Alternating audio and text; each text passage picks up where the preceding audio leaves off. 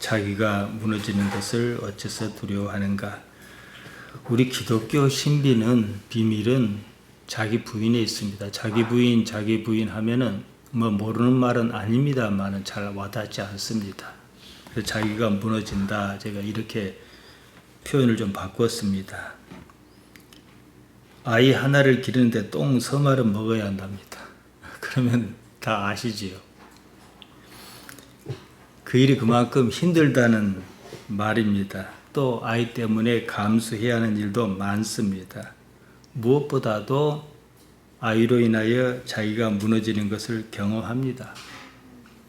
요즘 뭐 이래서 싫고 저래서 싫고 그냥 둘만 살자 그럽니다. 뭐 그것이 뭐 옳다 그러다 이것을 떠나서 그런 경험을 해보지 않은 사람은 알 수 없는 부분이 있습니다. 인간의 의식은 좋든 싫든 상당 부분 사람 사이에서 만들어지고 성장합니다. 무인도에서 혼자 산다고 생각해 보십시오. 말을 잃을 겁니다. 말할 이유가 없거든요. 갈등질 이유도 없잖아요. 그러니까 이 의식이 특정한 일, 즉 다시 말해서 먹고 자고 싸고 하는 그 일에만 고정이 되어버려요. 인간에게 가장 크게 영향을 미치는 것은 가족입니다. 가족만큼 밀접한 관계가 없습니다. 관계가 밀접해야 의식이 풍성해집니다. 한 부모의 자식으로 관계를 맺기 시작해서 형제관계로 또 남과 만나서 부부관계로 또 아이관계로 이어집니다. 각기 관계는 저마다 보유한 역할이 있습니다. 아이를 기르는 일은 물론 힘듭니다. 하지만 아이 때문에 울다가 웃다가 또 그럽니다. 아예 그런 관계가 싫다. 그래서 만들지 않겠다. 그러면 꼭 그만큼의 의식의 폭이 줄어들 수밖에 없습니다. 혼자 사는 사람이 누가 얘기하며 소견말을 누가 하겠습니까? 먹고 살기 힘들 때가 있었습니다. 입 하나 줄이는 것이 큰 문제였습니다. 그때 이런 말이 있어요. 자기 먹을 것은 타고난다 그럽니다. 좀 무책임한 말 같긴 합니다만은 길게 인생을 놓고 보면 또 크게 틀린 말도 아니에요. 자식 없다 해서 잘 사는 것도 아니고요. 자식 달려 있어서 못 사는 것도 아니에요. 그렇게 살았던 저렇게 살았던 한 세상입니다. 지금 내게 주어진 이 삶을 어떻게 살아낼 것이냐, 이것이 나의 당면한 목표며 책임입니다. 오로지 자기를 지키는 것을 인생의 목적으로 삼으면 인생은 이상하게끔 꼬입니다. 자기가 기대한 대로 사라지지도 않습니다. 거의 대부분이 이런 경우는 생각하지 않습니다. 그냥 자기 소견에 따라 판단하고 결정합니다. 그러면 지각 없이 본능에 따라 판단하는 것입니다. 이성적 판단 같지만 실상은 본능의 욕에 따른 동물적 판단입니다. 인간이니까 우리가 인간이지 않습니까? 그러니까 매우 이성적일 것 같아요. 사실은 거의 대부분의 영역에서 동물적 반응을 보이며 삽니다. 좋게 말해서 감성적이다. 제가 쓰는 말로는 하위 차원의 감성이다. 이 말입니다. 외부로부터 어떤 자극을 받으면 거기에 따라 반응합니다. 그리고 그것을 그대로 믿습니다. 여기에는 어떠한 자율성도 없습니다. 누구에게 무슨 말을 들으면 기분이 좋기도 하고 나쁘기도 하지 않습니까? 어떤 말을 들으면 기분이 좋고 어떤 말을 들으면 기분이 나쁩니다. 그가 무슨 말을 하느냐에 따라서 나의 기분이 거기 달렸다 이 말이거든요. 이런 반응은 일련의 절차에 따라 자동적으로 이어집니다. 아, 누가 말하면 나는 기분 좋아야지 이런 거 없어요. 왠지 모르게 그 말이 나한테는 크게 기분 나쁘기도 하고 별것 없는 그 말이 좋기도 하고 그렇단 말이지요. 앞서 말씀드렸습니다. 아이를 기르다 보면 별일을 다 겪습니다. 아이 때문에 남에게 아쉬운 소리도 해야 하고 고개를 숙여야 하는 경우도 있습니다. 못 들을 소리도 듣습니다. 자존심이 상하기도 합니다. 자기가 무너집니다. 자기가 무너지는 경험은 결국은 자기라는 껍질을 벗게 합니다. 자기란 것이 무너지면서 자기 본질이 드러납니다. 아이를 지키겠다는 것은 뭐 본능에 따른 반응이겠지만 자기가 무너지는 여러 경우의 수는 이성적 판단을 하게 합니다. 무엇이 더 소중한가? 무엇이 더 가치 있는 일인가? 의식적이든 무의식적이든 그런 생각을 합니다. 관계로 빚어진 불편함 내지는 싫은 것 이면에는요, 아주 그런 특별한 가치가 있습니다. 권력자의 아킬레스건이란 말이 있어요. 아킬레스건은 발 뒤꿈치 뼈와 장단지 근육을 연결하는 강한 힘줄입니다. 이거 어쩌다가 끊어져 버리면 걸을 수가 없습니다. 그 때문에 아킬레스건이라는 말은 수사적 표현으로 잘 씁니다. 권력자에게도 아킬레스건처럼 치명적인 결함이 있다 이 말입니다. 권력이 세면 셀수록 그 센 권력이 오히려 큰 약점으로 작용한다는 것입니다. 절대 권력을 가진 사람이 있습니다. 요즘에 뭐 절대 권력이랄 것까지는 없겠습니다만 어쨌든 큰 권력이 있어요. 우리 같으면 뭐 대통령 이런 사람 아니겠습니까? 뭐 자기 측근인 사람 뭐 그만두라 했다 하기도 하고 또 그걸 써주면 좋아서 그냥 국회 가서 별소리를 다 들으면서까지 그거 하려 안 합니까? 대통령 혼자서 이러고 저러고 다 하는 거 아닙니다. 주변에 비서도 있고 참모도 있고 그럽니다. 좋은 소리도 듣고 나쁜 소리도 들어야 합니다. 근데 권력을 가진 사람이 남의 말 듣는 걸 좋아하지 않아요. 그러면 참 복잡합니다. 좋은 소리만 들으려고 그럽니다. 그러면 주변의 사람들이 무슨 말을 못해요. 눈치 보기 바쁩니다. 권력이 세면 셀수록 그렇습니다. 그러면 그 사람이 듣고 싶어하는 소리만 할 수밖에 없어요. 주변에는 아부하는 간신배만 있습니다. 그러다 결국은 그 일로 망합니다. 역사 속에서 흔히 있는 일입니다. 권력자뿐 아닙니다. 모든 사람이 여기에 해당합니다.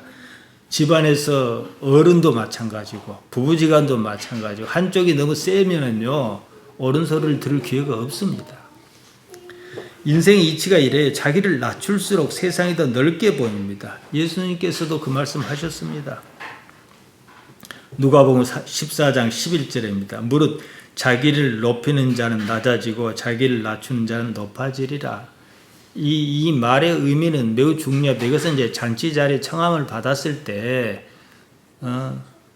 말석에 앉으라 이러시면서 하신 말씀인데요. 대개는 이 말씀을 다 오해합니다. 높아지기 위해서 낮아져야 한다는 식으로 이해해요. 낮아지는 것은요, 내가 할 수 있는 일이에요. 내 스스로 높아질 수도 없어요. 높이는 것은 타인이 하는 일입니다. 그 집 주인이 하든지, 비유 그대로 하면 주인이 그러잖아요. 하나님께서 하시는 일이다 이 말입니다. 그러니까 여기서는 내가 할 일이 있고 하나님께서 하실 일이 있는데 내가 할 일에 대해서 어떻게 내가 충실할 수 있느냐 이 점에 우리가 주의해야 합니다. 우리 삶을 한번 들여 보십시다. 우리가 추구했던 행복 곧 만족이 없지는 않았습니다. 하지만 항상 일시적이었어요. 그리고 나이가 들면 들수록 그 감각이 점점 무뎌갑니다. 그 만족이 오래가지 않았습니다. 언제나 그때뿐이었습니다. 우리가 행복하다고 느끼는 모든 감정을 한번 들여다보십시오.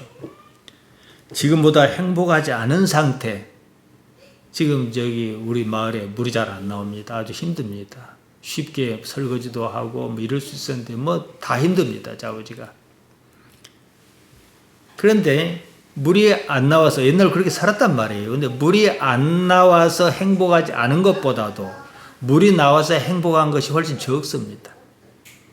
무엇을 매일처럼 얼마씩 줘요. 근데 안 주면은 지금까지 줬던 것이 고맙다. 이성은 그렇게 생각하는데 감성은 왜 안 주냐 이래요. 지금보다 불행한 상태에서 막 벗어났을 때 생기는 어떤 느낌, 싫은 상태에서 벗어나면서 좋다, 행복하다 그러는 거예요. 무엇이요? 육체가 그렇게 합니다. 본능적 반응에 따른 감성입니다. 문제는 그처럼 지금보다 더 좋은 것, 더 좋은 것, 더 좋은 것, 더 좋은 것 언제까지나 이룰 수는 없다는 거예요. 식상한 얘기로 들리겠습니다만은요. 가장 손쉽게 행복감을 얻을 수 있는 방법은 마약하는 겁니다. 때문에 사회 전반에 희망이 없어 보일 때 마약하는 사람이 드러납니다. 행복하기 위해서 마약하는 거죠. 마약을 해서 행복합니다. 문제는 그 다음이에요. 똑같은 양의 마약으로 그만큼의 행복감을 얻을 수 없다는 거예요. 마약과 마찬가지로 우리가 무엇 때문에 행복하다는 그 일조차도 그래요. 메뉴를 자꾸 바꿔보지만 별 소용 없습니다. 과거의 쌀밥이 참으로 맛있었습니다. 그토록 맛있었던 쌀밥이 지금은 왜 그때처럼 맛없습니까? 그때 쌀보다 지금 쌀이 좋기로쯤 훨씬 더 좋습니다. 어째서 그런가? 우리 몸은 이미 익숙한 것에 대하여 동일한 가치를 부여하지 않습니다. 갈 때까지 계속 좋은 거, 더 이러면서 가는 게 우리 몸이에요. 그러니까 이 이치를 알면은 내가 이제 몸의 주도권을 가지고 조절을 해야 해요. 이미 익숙해버린 모든 것에 그렇게 좋다는 느낌이 들지 않습니다. 그만큼 쾌감이 생기지 않습니다. 행복감의 원천은 쾌감이거든요. 우리가 행복하다 느끼는 것은요, 단지 신체가 생존 메커니즘에 따라 분비하는 호르몬 반응일 뿐이에요. 닭튀김을 먹으면 행복합니다. 상당히 아이들 하는 말로 치킨이 가성비가 상당히 좋은 음식이에요. 그거 가지고 그 금액에 그걸 쉽게 맛의 재미를 느끼기가 쉽지 않아요. 그런데요, 삼시세끼를 온통 닭튀김을 먹으면 행복할까? 너 이거 삼시세끼 안 먹으면 죽어. 이러면 참 그런 고통이 없을 겁니다. 언제까지나 더 좋은 것이 있을 수도 없고 있지도 않습니다. 상황이 이렇다면 우리 인생의 상황이 이런 거예요. 우리는 인생이라는 고통의 늪에 빠진 겁니다. 파멸에 이르기까지 이런 순환 루프, 반복 실행이 끊이지 않습니다. 삶에 지치거나 아니면 그러다가 죽거나 둘 중 하나입니다. 인생이 이런 것이구나 할 땐 이해해야 합니다. 그래야 그 다음의 것을 생각하거든요. 종교는요, 나름대로 깨달음이라는 말을 잊지 않습니까? 특히 이제 불교, 선불교에서 그게 많은데 우리 기독교도 마찬가지입니다. 근데 그 깨달음이라는 게요, 인생이 이렇구나 하는 이거예요. 나름대로 인생이 이렇구나, 자 이렇구나 하고 깨달았습니다. 그러면 이렇구나 하는 것으로 일관성 있게 의구심 없이 살 것 아니겠습니까? 그러니까 그 사람이 사는 걸 보면은 깨달았는지 안 깨달았는지 알 수가 있어요. 인생의 이치를 깨달은 사람은 자기가 깨달았다는 거기에 따라 살 것입니다. 세상을 바라보는 눈이 다릅니다. 그러면 우리 기독신앙에서 깨달음이라고 할 만한 것이 무엇인가? 이것을 찾지 못하면 헛수고입니다. 제가 이 설교 원고를 쓰면 보통 15쪽에서 18쪽 정도 합니다. 15쪽이면 3분의 1쪽씩 넘어갑니다. 이제 오늘과 18쪽이면 2.5분의 1쪽씩 넘어가야 45분에 끝낼 수가 있습니다. 근데 수많은 말을 많이 했지만은 사실 하나예요. 하나의 맥을 갖고 있지 않으면은, 다시 말해 수많은 말이 하나의 맥으로 통하지 않으면 그렇게 할 수가 없어요. 나는 이것 하나로 산다. 이런 무엇이 있어야 하는 거죠. 그러면 내가 왜 이런 인생을 살아야 하는가? 삶은 무엇이고 죽음은 무엇인가? 이런 의구심이 사라집니다. 인생에 대한 어떤 의혹이 없으니까 그때부터 뭡니까? 삶이 달라집니다. 산 같은 삶이죠. 자기 삶이 만족하죠. 일시적으로 만족하는 게 아니에요. 행복을 논하려면 적어도 이 정도 위치에 있어야 합니다. 행복하려고 자기를 지키려고 했던 겁니다. 자기를 지키는 그것을 인생의 목적으로 삼으면 그 삶은 결국 불행에 빠집니다. 살자고 그런 것인데 오히려 그것이 발목을 잡습니다. 그때부터 인생이 꼬입니다. 어떤 이유로든지 이미 꼬여버린 인생, 이것을 성경에 나오는 단 하나의 단어로 요약하자면 하마르티아입니다. 우리가 죄라고 번역하는 그것이지요. 때문에 자기를 지키려고 애쓰지 말아야 한다는 것이죠. 자기가 무너지는 것을 두려워할 이유가 없습니다. 육체는, 그런 것은 육체의 요구입니다. 나의 본질은 그런 아무런 요구를 하지 않습니다. 교회에서 우리가 죄라는 말을 많이 씁니다. 이걸 좀 짚고 넘어가야겠습니다. 죄 때문이다, 속죄다, 대속한다 그럽니다. 인생이 꼬여 불행한 것이 죄 때문이다. 이거거든요. 일단은 맞는 말입니다. 하지만 죄가 무엇이냐, 여기에 대해서 생각해야 합니다. 우리 성경은 고대 그리스 헬라말로 쓰였습니다. 죄란 말은 두 가지가 있습니다. 오페일레마가 있고 하마르테아가 있습니다. 이 의미가 달라요.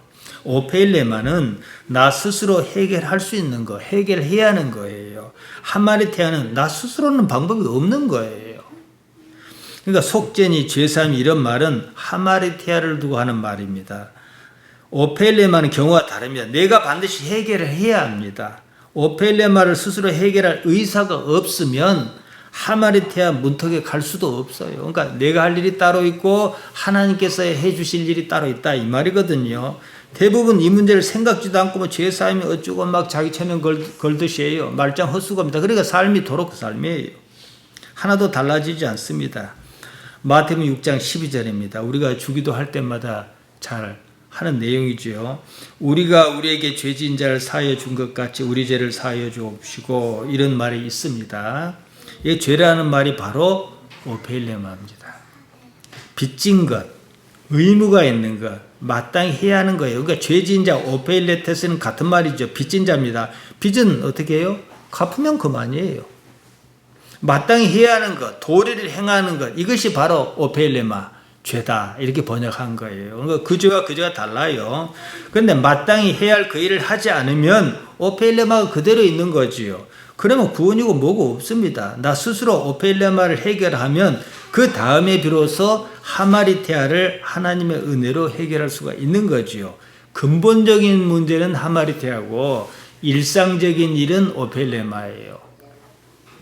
그런데 하마리테아만 해결할 방법은 없어요. 오페일레마는 분명히 내가 해결하고 난 뒤에 그 다음에 하나님께 도우심을 구해서 하나님께 해결해 주시는 것이 인생에 꼬여가는 근본적인 문제지요. 오페일레마 문제를 잘 설명해 주는 데가 있어요. 제가 자주 말씀드렸습니다. 어떤 율법사가 있었습니다. 예수님께 시험하라고 질문했습니다. 내가 무엇을 해야 영생을 얻겠습니까? 이렇게 물었단 말이에요. 예수님께서 율법을 지켜라. 그럼 영생을 얻을 것이다. 역시 율법사예요. 그냥 노는 사람 아닙니다. 10가지 계명을 단 2가지로 요약했습니다. 하나님을 사랑하고 이웃을 사랑한 것 아니겠습니까? 예수님께 옳다. 그렇게 하라 그랬습니다. 그거 하나님을 사랑하고 이웃을 사랑하면 영생을 얻는 방법이다. 이 말씀이거든요. 근데 이 얘기가 여기서 끝나지 않았습니다. 율법사가 자기를 옳게 보이려고 예수님께 다시 여쭙니다. 그러면 내 이웃이 누굽니까? 그랬단 말이에요. 그래서 예수님께서 이제 예를 하나 드셨습니다. 강도 만난 자 얘기를 하시는 거예요. 누가복음 10장 30절 이하에 나옵니다. 어떤 사람이 예루살렘에서 여리고로 내려가는 중이었다. 강도를 만났다. 강도를 만나 많이 맞고 가진 걸 다 빼앗겼다. 근데 이게 죽게 생겼다. 그것을 제사장이 지나갔고 레인이 지나갔다. 뻔히 그 광경을 봤다. 피해서 그냥 지나갔다. 그런데 사마리아 사람 그러지 않았다는 거예요. 그를 불쌍히 여기고 마음을 다해 돌봐줬다는 거예요. 제사장이나 레위인은 하나님 그러면 껌뻑 죽는 사람이어야 합니다. 반면에 사마리아 사람은 하나님을 모르는 이방인입니다. 그러면 상식적으로 생각해서 누구의 구원이 있겠습니까? 제사장이나 레위인이겠죠. 그런데 아니라는 거예요. 무엇 때문이냐? 오페일레마 문제라는 거예요. 보겠습니다. 예수님께서 율법사에게 되물으셨습니다. 이 세 사람 중에 누가 강도 만난 사람 이웃이겠냐 그랬어요. 답이 뻔하지요. 사마리아 사람이지요. 자비를 베푼 자니다. 그랬단 말이에요. 가서 너도 이와 같이 하라. 너도 사마리아 사람처럼 그렇게 자비로워하라. 이 말씀이거든요. 여기서 핵심은 어떻게 영생을 얻을 수 있는가 이렇게 시작한 겁니다. 영생은 종교인이고 무엇이고 우리 식으로 하면 교회 다니고 안 다니고 이 문제가 아니다는 거예요. 우선 자비로워야 한다. 이 말씀입니다. 결론적으로요. 그래야 오페일레마가 사라지기 때문입니다. 자비, 엘레오스입니다. 남을 가엾이 여기는 마음이에요. 구약성경 히브리 말로 헤세드입니다. 호세아서 6장 6절을 제가 몇 차례 언급했습니다. 하나님께서 원하시는 것이 뭐냐? 하나님께서는 제사보다 인애를 원하시고 이 인애가 헤세드예요. 자비입니다. 하나님께서는 번제보다 하나님 아는 것을 원하신다. 그러셨단 말이에요. 즉 자비가 없으면 영생이 뭐가 없다 이 말이에요. 우리 기독신앙의 목적은 영생 아니겠습니까? 영생이 없는 삶은 살아봐야 헛거예요. 어차피 죽을 거니까요. 예수님이 어쩌고 막 나발분다고 구원 있고 그러지 않습니다. 마땅히 해야 하는 도리를 하고 있는가? 이것이 바로 오페일레마. 우리 흔히 일상적으로 접하는 죄를 없이 하는 방법이라는 거예요. 오페일레마를 없이 하지 않고서는 인간의 근본적인 불행은 하마르티아에 접근할 방법이 없다는 게 문제예요. 지금 교회는 영생에 대해서 별로 관심이 없습니다. 관심이 없다라기보다도 우선 이해할 생각이 없습니다. 이해할 생각이 없으니까 이해라고 애쓰지도 않습니다. 그러다 보니까 오로지 이 세상에서 복받아 잘 사는 것만 생각합니다. 막무가내로 예수님께 나의 죄를 사해 주셨다. 이 죄가 오펠레마인지 하마르티아인지 따져보지도 않았어요. 영생이 없다 보니 자비를 베풀 이유도 없습니다. 마땅히 해야 할 그것에 관심이 없습니다. 도리라는 것이 없습니다. 그러니까 오펠레마가 여전하지요. 제사장이든 레위인이든 사마리아 사람은 똑같이 인간이에요. 그들이 교회를 다니는지 절을 다니는지 모르겠어요. 그렇지만은 상해를 입고 죽게 생긴 사람에게는 최소한의 도리를 해야 하는, 그래야 인간이에요. 그러니까 제사장이나 레위인은 인간이 아니다 이거예요. 인간이 아닌데 구원이 뭔 필요가 있겠냐 이 말입니다. 예수님께서 하신 말씀이에요. 영생이 없는 거예요. 뭐 자비를 베풀할 이유가 없지요. 우리는 우리에게 죄 지은 자를 사해 준 것 같이 우리에게 오펠레마를 사해 주시라. 우리에게 오펠레마를 범한 자를 나 역시 사해 준 것처럼 나의 오펠레마 또한 사해 주시라. 예배 때마다 그럽니다. 강도를 만난 사람을 외면한 제사장과 레위인은 그러지 않았겠습니까? 근데 실상은 안 그랬다는 거죠. 마땅히 해야 할 그 일을 하지 않았습니다. 정언 명령이니 양지 양능이니 이런 것을 무시하지 말아야 한다는 말씀입니다. 매우 매우 중요합니다. 제가 오래전에요. 제가 한 12년 정도 목회를 늦게 시작한 데다가 또 우리 노예에서 전도사 생활만 14년 7개월 하고 안수를 받았습니다. 이제 전도사 하면 당회장 있게 말이에요. 우리 교회가 이러고 저러고 한참 시끄러웠을 때 저한테 들어가라 나가라 난리했단 말이에요. 근데 당회장이 재직회를 끝냈다고 대책 없이 언제까지 나가라 그러더라고. 제가 참 이해를 할 수가 없었어요. 그래서 제가 그렇게 얘기를 했죠. 좋습니다. 그럼 나갈 테니까 나가라 그러면은 어디 산골짜기라도 있을 만한 데를 마련해 줘야 여섯 식구가 굶지는 않을 것 아닙니까? 이랬어요. 그렇게 몰인정한 것은요, 바로 이 얘기예요. 반면에, 돌아가셨습니다만, 안기창 목사님이 이제 이런 얘기를 듣고, 저를 데리고 어디로 가고, 자기가 지원해 줄 테니까 그냥 시끄럽고르게 여기다가 교회를 개최한 게 어떻겠냐, 이렇게 하시더라고. 이분은 그걸 아는 분이에요. 기독교고 뭐고 떠나서 인정머리 없는 것은 종교 가질 이유가 없습니다. 분명히 이해하셔야 해요. 또 예수님을 잘 믿는다면은 그런 인정이 있을 수밖에 없는 거예요. 그것 더불어서 이런 자비심 가운데서 나의 오펠레마를 사해 주옵시고, 왜냐하면 나도 모르게 실수하는 수가 있으니까 이게 가능하다는 얘기지. 인간에게는 무조건 지켜야 하는 도덕적 명령이 있습니다. 정언명령이라 그럽니다. 안 배워도 알고 경험하지도 않아도 아는 그런 무엇이 있습니다. 저런 겨우 말하는 저런 아이들도 그런 아는 게 있단 말이에요. 이건 양지양능이라 그럽니다. 이런 것을 무시할 때 인간성을 잃습니다. 무엇이 자기에게 이익인가 이것을 최우선시하면서 인간으로 태어났다가 인간처럼 생긴 동물로 살다 만다는 거예요. 말이 좀 심합니다만 실상 그렇습니다. 인간이 아닌 그 사람에게 구원이 무슨 의미가 있겠습니까? 육체의 그런 요구를 충실한 결과입니다. 어쨌든 오펠레마는 나 자신이 스스로 해결해야 하고 해결할 수 있는 문제입니다. 대부분은 이조차도 하지 않으니까 문제지은 말입니다. 또 다른 하마리티아입니다. 이게 전혀 다른 거예요. 원래 이 뜻은 화살 같은 것이 관역을 잘못 맞힌 것을 두고 하는 말입니다. 나 자신이 스스로 해결할 수 없는 거지요. 우리는 어떤 사람은 남자로 태어나고 어떤 사람은 여자로 태어났습니다. 내가 선택한 일이 아닙니다. 태어나고 보니까 이런 거예요. 마찬가지로 하마리티아는 거의 그것과 같습니다. 아무튼요, 하나님의 은혜로 이 하마리티아를 넘어설 때 우리는 불행이란 말을 씻을 수가 있는 거예요. 그러니까 반드시 해결해야 해요. 교리적으로 우리 그러지 않습니까? 나는 죄인입니다. 나는 하마르톨로스입니다. 이런 고백을 합니다. 이런 고백은요, 세상을 이제까지와는 전혀 다른 방식으로 살아보겠다, 이런 의지적 표현이에요. 그래서 제가 베드로가 물고기를 잔뜩 잡고 와서 예수님 앞에 엎드려 나는 한 마리 톨로스로서이다 했다는 대목을 제가 말씀을 드렸습니다. 그 다른 방식이 뭐냐는 거지요. 예수님의 방식이어야 한다. 그래서 우리 신앙이 종교가 예수교예요. 그럼 예수님의 방식이 뭐냐? 여기에 대해서 이해해야 합니다. 우리가 예수님을 믿는다 그러지 않습니까? 그럼 예수님이 무엇을 믿는 겁니까? 뭐 하나님께서 복 주실 줄로 믿는다, 뭐 어떻게 해줄 줄로 믿는다, 그거 아니에요. 그건 내 희망사항이에요. 예수님을 믿는다 그런 것은요, 예수님의 생각을 그대로 내 생각으로 받아들이겠다 이 말입니다. 여기서는 사람의 아들 나사렛 사람을 봐야 해요. 하나님의 아들이면 무엇이나 다 나보다 월등한 존재이기 때문에 나한테 별 의미가 없어요. 내가 똑같아질 수도 없는 것이고요.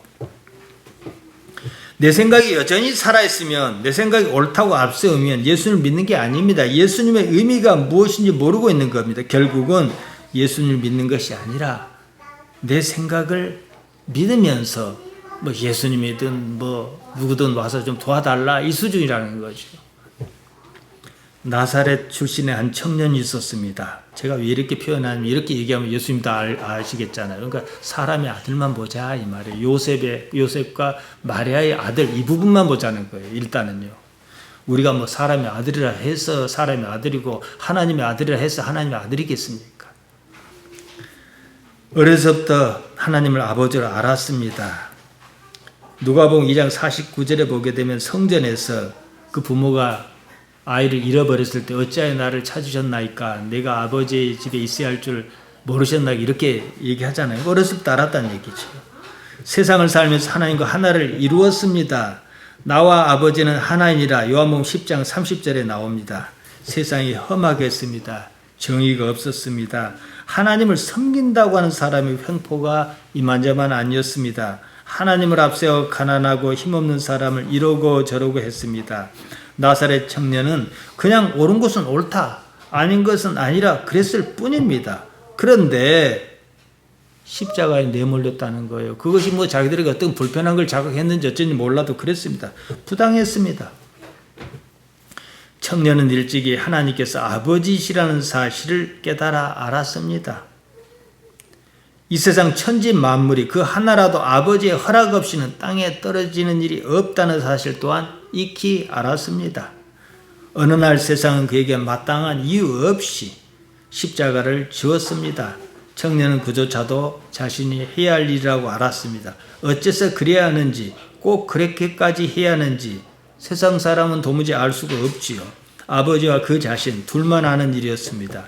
이 세상에서 그런 식으로 일을 풀어낸 경우는 없습니다. 아무도 그렇게 살아보지 않았습니다. 청년은 자기 십자가를 지고 골고다 언덕으로 올라갔습니다. 그 시대의 로마의 형법은 식민지 사형수에게는 십자가형을 내렸습니다. 사형수는 형장까지 자기 십자가를 지고 가야 했습니다. 고통은 짐작했습니다. 감내할 수 있습니다. 아버지께서 아시니 그것 하나로 충분했습니다. 십자가에 달렸습니다. 두 손과 발에 못이 박혔습니다. 십자가를 일으키니까 체중이 아래로 쏠릴 것이 아니겠습니까? 살이 찢기면서 고통이 심해졌습니다. 머리에 가시로 만든 이들의 뭐 조롱 섞인 것이기도 하고 고통을 주기 위해서 그런 것이기도 합니다만 가시면류관을 썼어요. 그래 가시가 찔려서 피가 조금씩 흐를 것 아니겠습니까? 그러면 또 심하면 정신이 몽롱해집니다. 바로 이때 이제 죽음이 이제 기정사실이잖아요. 자, 이렇게 살아왔어요. 제가 설명을 주겠습니다. 여러분은 벌써 그 청년과 여러분을 일치화시킬 수 있습니다. 이 순간에 이제 다 나야 하는 순간이잖아요. 하나님 아버지보다 더 소중한 것은 없다는 생각이 든단 말이죠. 그렇게 살았으니까요. 막상 죽을 생각하니 사람스럽지요. 한편으로 감사하지요. 또 시간이 흘렀습니다. 고통이 점점 심해졌습니다. 정신이 오락가락합니다. 그런데 말이에요. 뜬금없이 절망감이 확 밀려오는 거예요. 하늘로부터 무슨 소리가 있어야 할 것 같은데 아무런 소리가 없는 거예요. 내버린 자 같아요. 그 언제인가 요단강에서 요한에게 세례를 받았습니다. 그때는 하늘로부터 무슨 소리가 들렸습니다. 마가복음 1장 11절은 이렇게 전합니다. 하늘로서 소리가 나기를 너는 내 사랑하는 아들이라 내가 너를 기뻐하노라. 이랬어요. 사실 이것 하나 때문에 여기까지 온 거예요. 고통스러운 건 그렇다 치고 이 정도면 뭔 소리가 있어야 하지 않겠습니까? 너는 내 사랑하는 아들이라 이것 하나로 왔는데 말이죠. 아무런 소리가 없었습니다. 절망감이 확 밀려왔습니다. 공포스러웠습니다. 소리를 질렀습니다. 마가복음 15장 34절입니다. 제9시 예수께서 크게 소리 지르시되 엘리 엘리 라마 사박다니 하시니 이를 번역하면 나의 하나님 어찌하여 나를 버리셨나이까, 이런 뜻이랍니다. 자, 생각해 보세요. 인류를 구원하시고 모든 인류를 위해서 십자가에 달려 돌아가시고, 우리가 흔히 하는 교리적인 표현이에요. 그게 그대로라면 왜 그런 절망을 합니까? 거기서 그런 일이 있다는 것도 말이 안 되지만 그러지 않겠습니까? 사람의 아들은 완전히 절망했습니다. 그런데 말이에요, 사흘 만에 다시 살아났다는 거예요. 하나님에 의해서 말이죠. 이게 복음입니다. 우리는 그 하나님을 믿습니다. 자, 우르르 옵시다. 지금 내가 뭐 때문에 절망한지는 몰라도 그런 절망이 세상을 사는 데는 아무런 문제가 없다는 사실이에요. 그 절망감에 너무 빠진 이유가 없어요.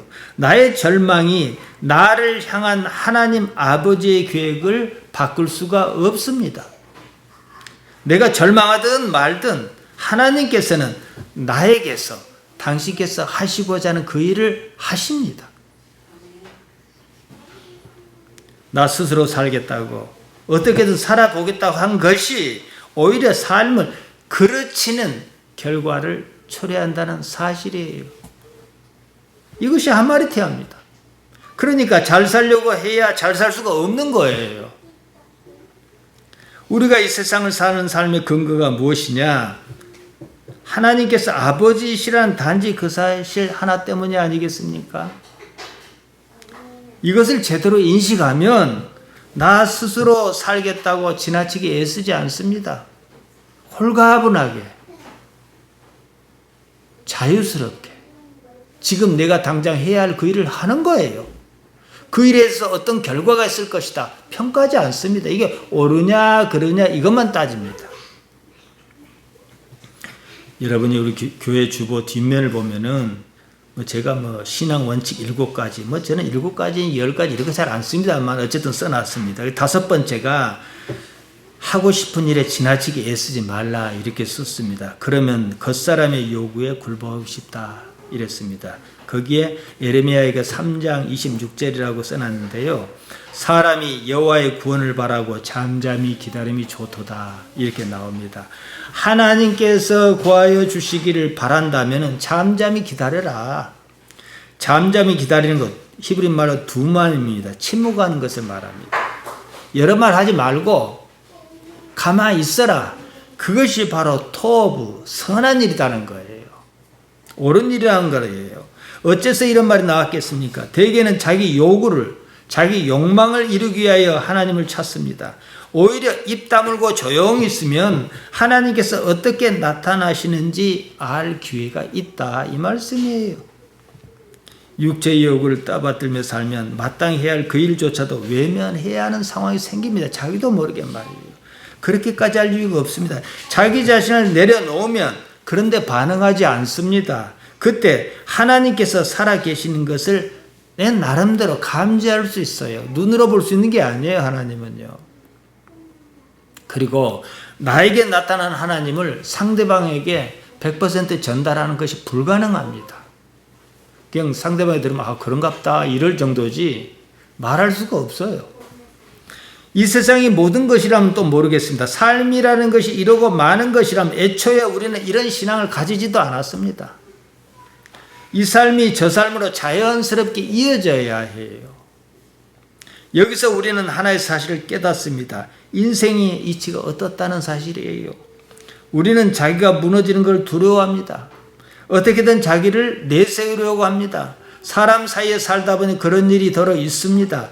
우리 기독신앙 그것과 반대로 얘기해요. 자기를 부인하라 그런 거예요. 마가복음 8장 34절이 그것 아니겠습니까? 당신을 따르려는 사람에게 말씀하셨습니다. 나를 따르거든 자기를 부인하고 자기 십자가를 져라 그러셨어요. 앞서 말씀드렸습니다. 예수님께서 십자가를 지신 사건이 그렇습니다. 예수님께서는 당신 자신이 져야 할 십자가를 지셨습니다. 아무런 잘못이 없었음에도 말이죠. 우리에게는 우리가 져야 할 십자가가 있습니다. 그것을 네가 받아들이겠느냐는 거예요. 여러분의 십자가가 뭡니까? 삶 자체예요. 삶이 좋았으면 십자가란 말 안 합니다. 두려워하지 말고 그냥 무너져라. 그래야 하나님 아버지께서 어떻게 살아 계시는지 보인다. 그 능력으로 세상을 살아라. 이 말씀입니다. 그때부터는요, 이제 이 과정을 넘어섰어요, 여러분이. 그러면요, 더는 시험은 없어요. 있다 해도 감당할 수준입니다. 옛날처럼 그런 건 없습니다. 세상의 이치를 알았으니까 어떤 의구심도 없습니다. 의구심이 없으니까 어쩝니까? 평안하지요. 오로지 아버지만 생각합니다. 그러는 중에 아주 자연스럽게 영원한 세계를 꿈꾸게 이릅니다. 여기서 좋은 것도 그때뿐이에요. 다 알아요. 그리고 나는 자연스럽게 그날을 안 가봤지만 가본 적이 없어요. 그런데 뭐 때문에요? 하나님 아버지 때문에. 하나님 아버지께서 함께 하시는 그곳이 곧 천국 아닙니까? 그 세계는 아무도 가본 적이 없습니다. 설령 누군가가 그 세계 가봤다 할지라도 그건 그 사람의 경험이에요. 남이 경험한 것을 내가 경험한 것처럼 쉽게 그럴 수는 없습니다. 여기는 수많은 증거가 필요합니다. 사람의 아들 예수님의 경험을 나의 경험으로 삼겠다는 것이 우리 신앙입니다. 그러면 예수님께서 그러신 것처럼 나도 그렇게 해야 한다는 거예요. 자, 나사렛 청년이라고 말씀드렸습니다. 이분이 하나님 아버지를 딱 빼버립시다. 그럴 이유가 어디 있어요? 반대로 봅시다. 하나님 아버지를 빼고 예수님은 생각할 수가 없어요. 모든 목표가 거기 있어요. 또 하나님 아버지라고 하는 굳건한 가치가 있다고 여러분이 짐작할 수 있어요. 그렇다면은 이 세상은 아무것도 아니에요. 그러면 남는 우리가 할 일은 뭐예요? 그냥 옳은 건 옳고 아닌 건 옳고 내가 할 일을 하는 거예요. 불쌍한 사람은 불쌍히 여기고 좋은 것은 좋다고 칭찬해주고 이것뿐이에요. 내가 지금 사는 이 삶을 선택한 것이 아닙니다. 그러면 이 삶은 하나님께 주신 것 아니겠습니까? 하나님께서 주셨기 때문에 나는 이 삶을 있는 그대로 받아들일 수가 있습니다. 여기에는 어떠한 평가도 판단도 개입할 수 없습니다. 그냥 받아들입니다. 다만 이 삶에 하나님 아버지께서 나타나 주시기를 고대하는 거예요. 어떻게 나타나시려는가? 일은 또 하나님께 어떻게 처리해 주시려는가? 이러는 거죠. 때로는 내가 기대한 것과 다른 경우가 있습니다. 그때는 마음이 상합니다. 실망하지요. 그러나 그냥 실망만 조금 하다 말아야 해요. 그 다음에 하나님께서 얼마든지 더 좋은 경우를 주실 수 있는 것 아니겠습니까? 하나님께서 내가 미처 생각하지 못한 다른 일을 응답하십니다. 그때는 이렇게 말해요. 하나님께서 이 좋은 것 주시려고 그때 그러셨는가 보다 그럽니다. 우리 막둥이 얘기를 잠깐 드릴게요. 우리 막둥이가 이제 의대를 가려고 꿈꿨어요. 저는 몇 번이나 물었어요. 너 정말로 의사 하고 싶냐? 그래서 고등학교 다닐 때 그 서울 아산병원 장기 이식센터 한덕정 교수가 있는데 그분을 조금 압니다. 그래서 연락을 했더니 그러면 애를 보내라 그래가지고 고등학교 방학 때 자기 집에서 일주일간 먹고 자고 같이 출퇴근하면서 의사 가운 입고 뭐 신장 떼어놓고 붙이고 하는 수술방 달락궁 해서 견학도 하고 했습니다.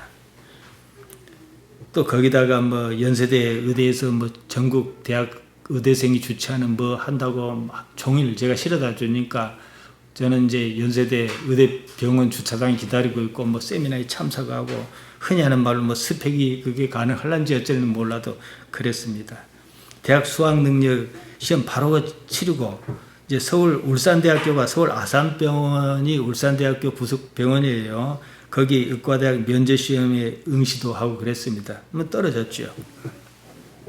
그래서 이제 어쩔 수 없이 비슷하게 이화여대 생명과학부 진학해서 죽어라고 공부만 했습니다. 최상의 성적을 얻어서 이러면은 이제 편입이 있을 때 가능하지 않겠냐. 또 의전원에서 뭐 어쩌고저쩌고 없어지고 이제 혼란을 좀 겪습니다. 그래가지고 조금 티오가 있단 말이에요. 연수대 교육과시 편입할 기회를 얻었습니다. 시험에 붙었지요. 면접에 떨어졌습니다. 대학 다닐 때 학부를 다니는데 그 교수가 연구실에 좀 데리고 있었어요. 워낙 얘가 잘하니까 안타까운 거예요.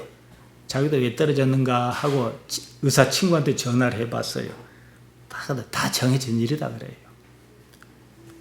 면접에 떨어지면 방법이 없어요. 뭐 면접이란 것이 뭐 어떤 시험 문제가 나와서 1번, 2번, 3번이 정답이 돼 동글뱅이 친 거 아니잖아요. 그러니까 사람 마음이고 또 사람인지라 그 꼭 나쁜 게 아니라 자기가 뭐 의사고 교수고 그러면은 이번에 이런 식으로 면접 물어볼 거다 하면 준비하기 수월하잖아요. 방법이 없는 거예요. 면접이 당락을 결정합니다. 그러니 얼마나 실망했겠어요. 거기보다 더 심한 데가 우리나라 외교부입니다. 외교부는 우리 관심 별로 없어요. 숫자도 적고. 그래서 외교부는요, 자기들만의 세계가 있어요. 국민의 눈에서 비껴나 있고, 면접에 떨어졌다. 방법 없어요. 다 거기서 합니다. 고민하다가 인턴 과정을 거쳐서 의과대학, 서울대학교 의과대학, 의과학대학원에 진학했습니다. 이제 참고로 알 일은 이거. 우리나라는 의사가 되려면 대학원이고 뭐고 소용없고 무조건 의대를 가야 시험 자격을 줘요. 의학사가 나와야 합니다. 우리 아이는 그 과정은 아니에요. 이번에 이제 석사 논문을 통과했습니다. 면역학자입니다. 근데 이 연구실에서 오래 지내다 보니까 어떤 사람 알게 됐잖아요. 이제 만나서 자연스럽게 결혼을 약속하고 지난 봄에 양가 상견례를 마쳤습니다. 저는 이보다 더 좋을 수가 없어요. 우리 아이도 참 만족해합니다. 시부모 될 사람도 아주 좋고 양가 집안이 그쪽 집안도 목사고 지금은 의사도 자격이 있어서 베트남에서 의료 선교 사역을 합니다. 제가 두 아이를 불러놓고 했어요. 너희들은 참 복이다. 너희 아버지도 목사, 너희 장인도 목사, 너희 아버지도 목사, 너희 시아버지도 목사, 얼마나 좋냐. 그랬습니다. 그러니까 이제 하나님께서 우리 아이가 하는 말이 이러려고 그때 그 어려운 중에 정말로 힘들었어요. 제가 말로 다 하기 어려운 일들이 많았습니다. 근데 이렇게 인도하셨구나 이렇게 인정을 해요. 이제 그 과정을 거치면서 이제 신앙이 살아나는 거죠. 한번 생각해 보시죠. 여러분은 그런 경험을 비슷한 경험 하실 수 있습니다. 아무리 신앙집은 어쩌고 저쩌고 해도요. 막상 결혼할 때가 닥치면 신앙은 그냥 옵션이에요. 당사자에게는 여분의 조건일 뿐입니다. 예수 믿으면 좋고 이거예요. 교회 목사 아들이라도 절에 다니는 처자를 만나서 결혼하겠다고 하면 막을 방법이 없습니다. 결혼은 내가 하는 것이지 아버지가 하는 것이냐 이러면 할 말이 없어요. 근데 신앙인으로서 저는 안 그렇거든요. 근데 이걸 전달할 방법이 없는 거 안 살아봐서 말이죠. 신앙도 어느 정도 세상이 부대껴 봐야 그것이 얼마나 중요한지 압니다. 아무튼 어떻게든 나의 꿈이 꺾였다는 것은 그리 유쾌한 일은 아닙니다. 당장은 실망스럽습니다. 그러나 내 아버지가 하나님이시라는 사실만큼은 인정해야 해요. 나의 능력보다 하나님의 능력이 월등하잖아요. 그래야 하나님이시지. 당장 나는 기분이 안 좋지만 하나님께서 이걸 또 어떻게 인도하신가. 그러니까 나는 최선을 다하면 그것으로 끝내야 해요. 설령 그 일이 성공하지 못했다 할지라도 말이에요. 성경에 이런 얘기 참 많습니다. 요셉이 어땠습니까? 야곱이 어땠습니까? 결국은 하나님 손바닥에서 놀고 있었잖아요. 모세는 또 어떻게 했습니까? 그런 것이 나의 일이 아니라고 생각하기 때문에 당장 내 삶의 처지에 실망하는 겁니다. 하나님께서 그들을 어떻게 인도하셨는가? 각각의 삶이 다 달랐어요. 사실은 이것이 중요합니다. 다 의사 하는데요. 의사일도 보통 일 아닙니다.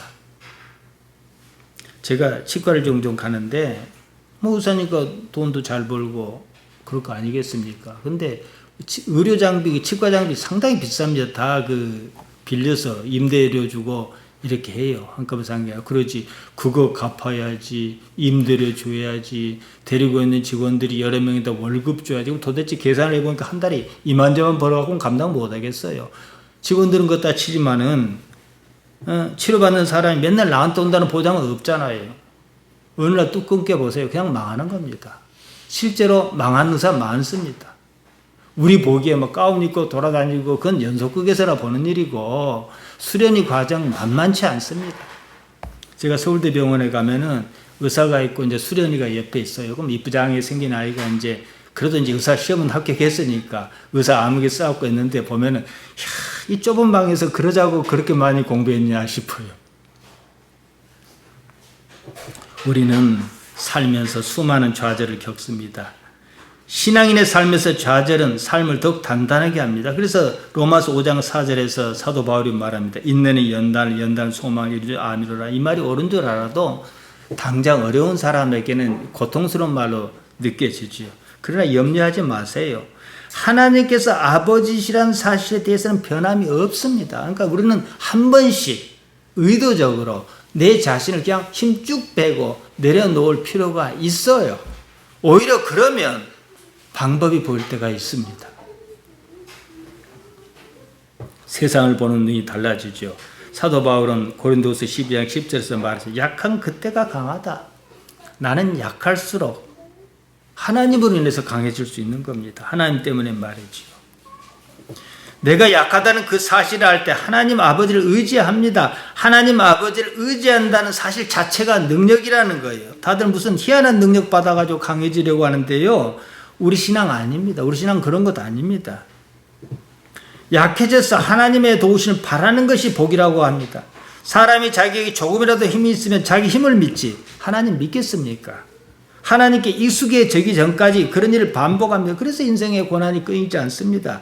하나님께서 택하지 않으셨다면 또 모르겠습니다. 택하셨다면 하나님께서 그걸 바로 잡으려고 하시지 않겠습니까? 다윗 말년에 다윗에게 하나님께서 이런 말씀하셨어요. 그 아들 솔로몬을 두고 약속하시면서 안 버리겠다. 그 대신 말 안 들으면 사람 막대기와 인생 채찍으로 다스리겠다 그러셨어요. 그러니까 버리지는 않으시겠다 그랬어요. 하나님께 우리를 택하셨으면 우리를 버리신 일이 없습니다. 다만 인생 막대기와 채찍은 좀 있을 수 있어요. 그러니까 지혜로워야지. 마치겠습니다. 자기가 무너지면 하나님을 아는 신비를 경험합니다. 그때부터 하나님 아버지 때문에 그냥 삽니다. 삶이 마냥 행복합니다. 평범한 삶인데 늘 기대감이 있어요. 그럼 어찌 안 행복하겠습니까? 우리는 무엇을 해야 하는지 압니다. 그로써 지금 이 삶에서 하나님 아버지를 경험하시기를 바랍니다. 예수님의 이름으로 여러분을 축복합니다. 기도하십시다. 하나님 우리 아버지, 우리가 부족하고 모자란 줄 우리 잘 압니다. 아버지 하나님 우리를 이끌고 도와주시옵소서. 예수님 이름으로 기도하옵나이다. 아멘.